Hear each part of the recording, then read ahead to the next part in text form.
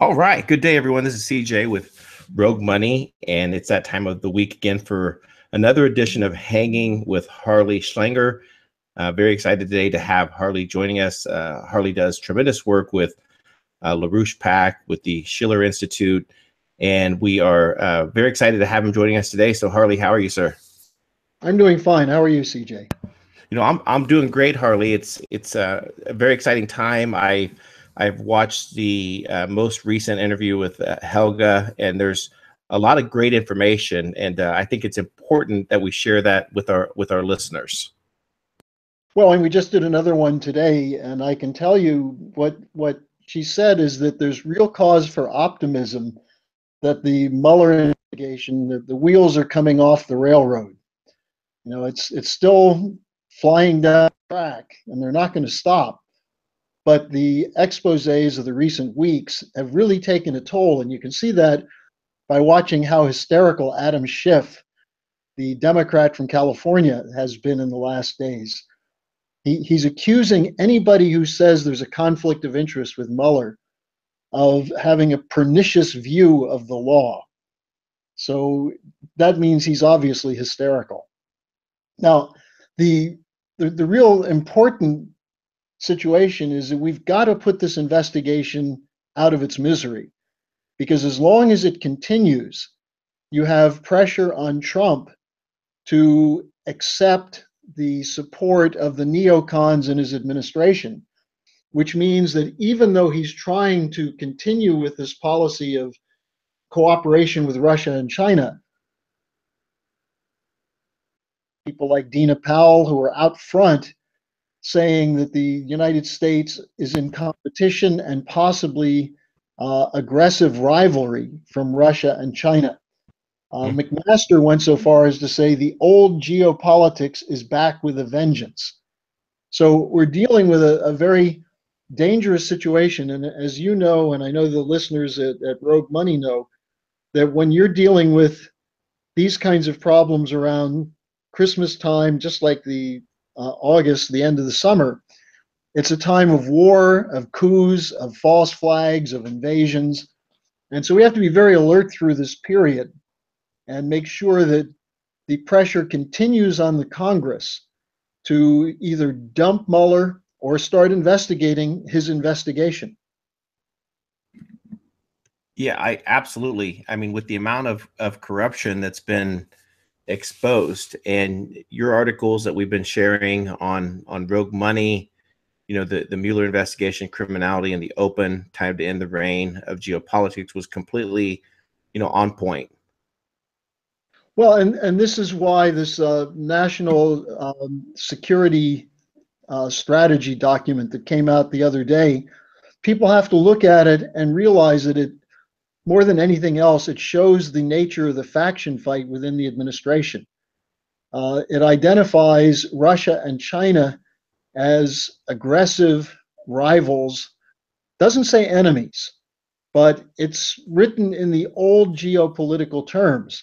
Now, Trump himself insisted on presenting it, and when he presented it, he said, well, we're in competition with them, but we expect a great partnership with Russia and China. And of course, in the last couple of days, this is something I don't know how much it's been covered in the United States, but Putin called Trump to thank him for the intelligence about a sleeper cell of terrorists that was planning an attack between Christmas and New Year's in St. Petersburg. And the Russian police and security forces were able to roll up that network thanks to an advance warning from intelligence sources in the Trump administration. So you can see that the coordination and cooperation is there. Also on China, the language of the national security memo got the Chinese a little bit worked up, and for good reason. They said, look, we're not trying to assert our authority over anyone, we're trying to cooperate. But this kind of language is not helpful. Now, we know that the language that's objectionable to Russia and China and to anyone in the United States who recognizes, can smell a Bush neocon a mile away, that this language of geopolitics comes from the networks that Trump defeated in the Republican primary elections and then in the general election with Hillary Clinton. So Why are we back in the old geopolitics? Well, that's because Trump's hands are tied to some extent. I'm not making excuses for him. I think he should be fighting this more effectively. But I think we have to realize that there is a different intention that he has than the two previous presidents had. And that's why the establishment or the oligarchy or whatever you want to call them, the imperial elite, that's why they're continuing to push the fraudulent Russiagate story. Correct, correct. And the old guard, Harley, that continues to push this narrative that China, Russia, that they are the aggressors is completely false. Well, just yesterday there was a story in the lead story, the cover story of Newsweek is a picture of Putin, and it says Russia's ready for World War III. And then Bild Zeitung, which is the leading tabloid publication, daily publication in Germany, had quotes from two anonymous NATO people who said that the Zapad 17 exercises that Russia conducted a month ago, and money had a lot on this, that those exercises, first of all, they lied. They said there were 100,000 military people involved. It was actually 10,000. But what they did simulate is how to respond to an aggressive attack from the West. And what these NATO sources told Bild Zeitung is that the Russians were planning air attacks.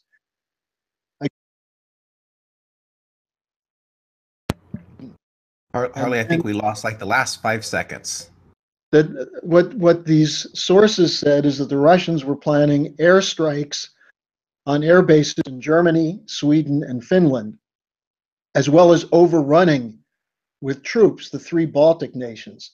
Now, there's absolutely not a shred of evidence that Putin has any such intention, even when he's being provoked as he is by NATO's eastward expansion. This period, because you have these kinds of stories coming out. You look, the most amazing thing to me is that the FBI is still trying to prove Christopher Steele memo about Trump and his salacious activity in a Moscow hotel, even when even the author is saying that, well, it was raw intelligence and it might not be true. So this is a dangerous moment, and we have to look at this. You also have the EU just suspending the voting rights of Poland. We're going to see, I think, some serious cracks develop in the European Union over the idea of a European army or a European defense authority. And secondly, on the financial side of things, most of the countries of Europe don't want to do what Brussels is saying they have to do, which is set up one financial agency, one budget for all European states. So we're seeing fracturing and splintering in the West, and in the meantime, the Chinese, the Russians, the Japanese, the Indians, the Vietnamese, and others just keep building, keep expanding. The Asia International Infrastructure Investment Bank now has 80 members, and the United States is not one of them. There are now 95 nations that have projects connected to the new Silk Road. So we're seeing the emergence of this new paradigm exactly as we had suggested it would unfold. And the job of my organization and real American patriots, including listeners to Rogue Money, is to get the United States aboard the Silk Road, get them to join this policy with China, and to overturn Mueller. Covered extensively. But between Peter Strzok and Lisa Page, these text messages of July 2016 are now clear indication that the FBI work with the Steele dossier, with the Fusion GPS dossier, intended to turn the election to Hillary Clinton. I believe it was Strzok who said in one of them that our meeting in Andy's office, the proposal you made in Andy's office, that's Andrew McCabe, the deputy director of the FBI. And they talked about having an insurance policy in case Trump won. In other words, use the Russiagate story. And this was before the WikiLeaks dump of Hillary's emails. Use that story of Russian meddling to either defeat Trump or if he's elected, to shut him down after the election. So people like Trey Gowdy, Getz, a congressman from Florida, Jordan from Ohio, and others are making the correct point. Grassley's another one, that the corruption, the meddling in the election was the FBI, the Clinton campaign, and the British, not the Russians. So that story has to get out because we've got to shut this thing down before it does irreparable damage to the Constitution. And then you add one other factor, that Mueller essentially stole the private email correspondence of the transition team after the head of the GSA, or the chief counsel of the GSA, told him that those were private emails and therefore not subject to government rule. In other words, that Mueller couldn't take them. When the chief attorney of the GSA got sick, went to the hospital, and then died, Mueller's team went in and grabbed all those emails. And Jonathan Turley, who's not a supporter of Trump, a CNN hack, Turley came out and said that this could overturn any convictions that Mueller might get because this is such a blatant violation of attorney-client privilege. So we've got all the information out there. What people have to do is make the connection. Why are they doing this? Why do they insist on looking for the Russian connection? And that's because they don't want Trump to break with the Bush-Obama policies. Bingo, exactly. Now, there was new information that broke today also, Harley, that Attorney General Jeff Sessions has requested FBI documents in regards to the entire FBI investigation to Uranium One. Well, I think this is something that's worth looking at, but I think this becomes a diversion because the Uranium One story ends up sticking to the old Russia issue, when in fact the real meddling in the election campaign, much more even with the Clinton campaign, was from Ukraine, was from Israel, was from Saudi Arabia. So I think the key thing is that Mueller, if you look at his history, this is just another one. The Uranium One is just another example of his service to the financial elites. He was on he was legal counsel, chief counsel for Hong Kong Shanghai Bank, which has serial crimes of money laundering, drug money laundering, and so on. So I think what would be more effective than Uranium One would be a full investigation into who is Mueller, who does he work for, who does Comey work for, who does this nitwit Clapper work for, whose interest was Brennan serving, and you'll see that they were all working with Obama to sabotage Trump. I think that's really, then you put the Hillary question, including Uranium One, in that context, and it becomes a much more powerful package than focusing only on the Uranium One story. Very great point. Very great point. Harley, what else is on your radar, sir? Well, I mentioned the situation in Europe. Here we are in Germany. There's still no government. It's 3 months since the election. And it's not clear that they're going to get a government. The Social Democrats are having trouble convincing their base that they should be in another grand coalition. And at the same time, this question of what are you going to do with the financial crisis, the banking situation in Greece, the French banks, what is the effect of Brexit going to be on Europe? All of these things are open-ended questions. And then I just want to say one thing on the tax reform, the so-called tax reform bill. There's a problem with it, which is, why was Jamie Dimon of JP Morgan Chase so excited about it? He said it's quantitative reform. He said it's great that corporations will have more money because that keep buying their own stock. Now, the problem with this tax reform bill is if you just lower the rate on corporations, the tax rate on corporations, and assume that the extra money that they can now keep, and especially if they repatriate the money, if you assume that's going to go into new plant and equipment, hiring, new jobs, and so on, you know nothing about the nature of these corporations. They're essentially financial corporations looking for a big payday. You give them extra cash and they're going to buy their own stock, they're going to buy each other's stock, and it's just going to build the bubble. Now, the mistake that was made with this is that you should have connected, Trump should have connected any tax cut to an investment tax credit, the way John Kennedy was doing before these same enemies took his life. Kennedy ordered in June of 1963 an offering of treasury notes directly to industries that create jobs, that is, productive investment, credit. Also, if they did it, they got a tax incentive, a tax credit. And the effect of that is that the cash is directed to something productive as opposed to new speculative swindles.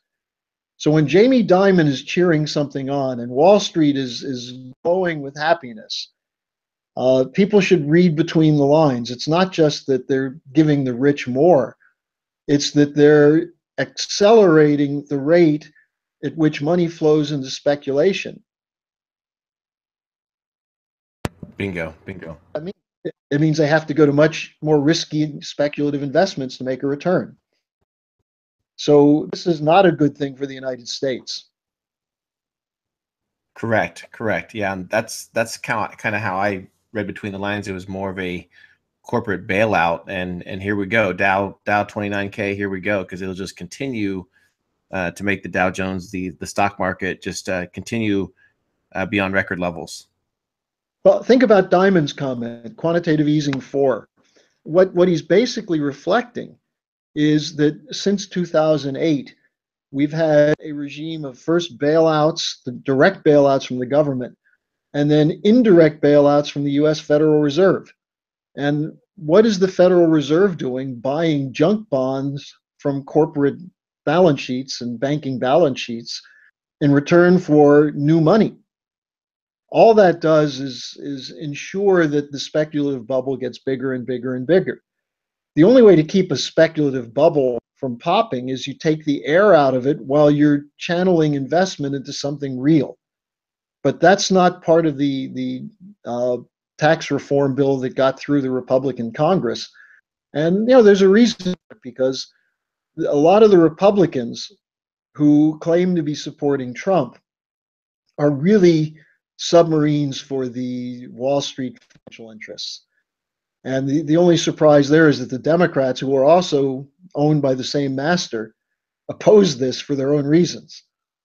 But yeah. That's why we needed Glass-Steagall, because if you done Glass-Steagall first, and then a credit policy so that you said, now we'll allow you to keep some of your profits if you put it into job creation, new plant and equipment, research and development, and those areas which will build the real value into the economy, then it would work. And unfortunately, that couldn't get through the Congress. Harley, closing thoughts as we head into the holiday season, head into 2018. Closing thoughts, please.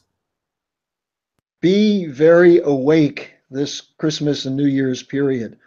There's a reason why wars start during August. Bush Sr. invaded Panama a couple of days before Christmas. The reason is that people shut off their minds. They go into an even deeper state of brain deadness.